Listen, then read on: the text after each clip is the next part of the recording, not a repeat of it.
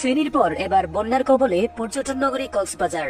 অবিশ্বাস্য এবং রেকর্ড পরিমাণ বৃষ্টিপাতের কারণে এই জেলায় ভয়াবহ বন্যার সৃষ্টি হয়েছে। ভারী বর্ষণে কক্সবাজারের পাহাড় ধসে গেছে ৬ জন।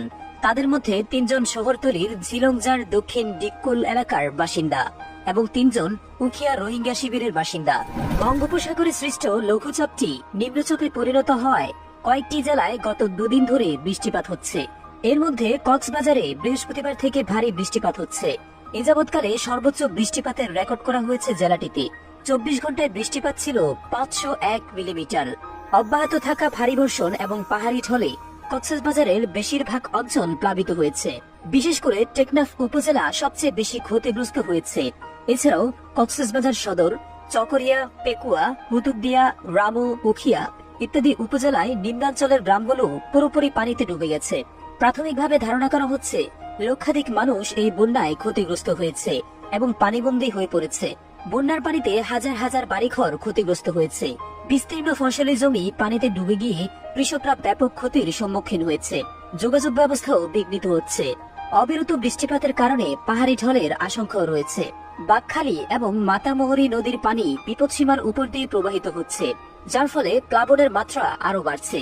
আবহাওয়া অধিদপ্তর জানিয়েছে আগামী কয়েকদিনের বৃষ্টিপাত অব্যাহত থাকতে পারে, ফলে বন্যা পরিস্থিতি আরো খারাপ হওয়ার আশঙ্কা রয়েছে। এমন জলাবদ্ধতা বিগত ৫০ বছরেও দেখেনি কক্সবাজারবাসী। ভারী বর্ষণে পর্যটন নগরী কক্সবাজারের ৯০% এলাকা ডুবে গেছে। প্রধান সড়ক, সৈকত সড়ক সহ অন্তত ৩৫টি উপসড়ক বৃষ্টির পানিতে ডুবে কয়েকশো দোকানপাটের মালামাল নষ্ট হয়ে গেছে। হাজারো বাড়িঘরে পানিতে তলিয়ে গেছে। সড়কে যানবাহন চলাচল বন্ধ হওয়ার মানুষকে দুর্ভোগ পোহাতে হচ্ছে। জলাবদ্ধতার কারণে সৈকতের হোটেল মোটেল জোনের ১৮টি সড়কই ডুবে গেছে। ৫ শতাধিক হোটেল মোটেলে কয়েক হাজার পর্যটক আটকা পড়েছেন।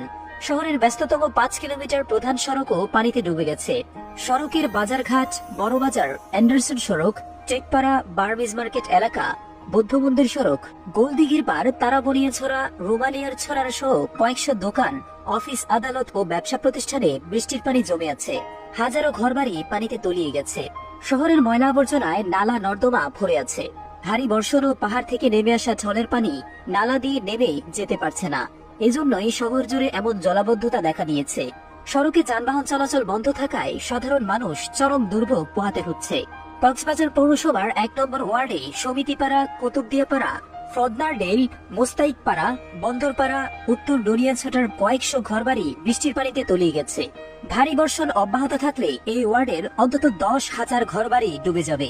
এই ওয়ার্ডে অন্তত ৭০,০০০ জলবায়ু উদ্বাস্তু ও ভাসমান শ্রমজীবী মানুষ বসবাস করে।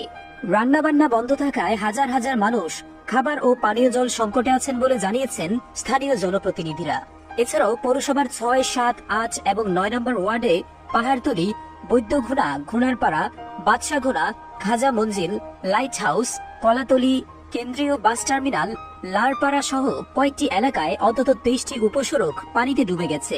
পাহাড়ি ঢলের পানিতে পাহাড়তলির ৩টি সড়ক ডুবে কয়েকশো বাড়িঘর ও ৫টি শিক্ষা প্রতিষ্ঠানে পানি ঢুকে পড়েছে। এতে নারী এবং শিশুরা পড়েছে চরম দুর্ভোগে।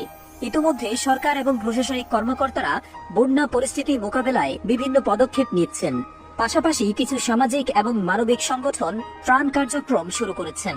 তবে বন্যার বিস্তার এবং তীব্রতার কারণে ত্রাণ কার্যক্রমে কিছুটা ব্যাঘাত ঘটছে।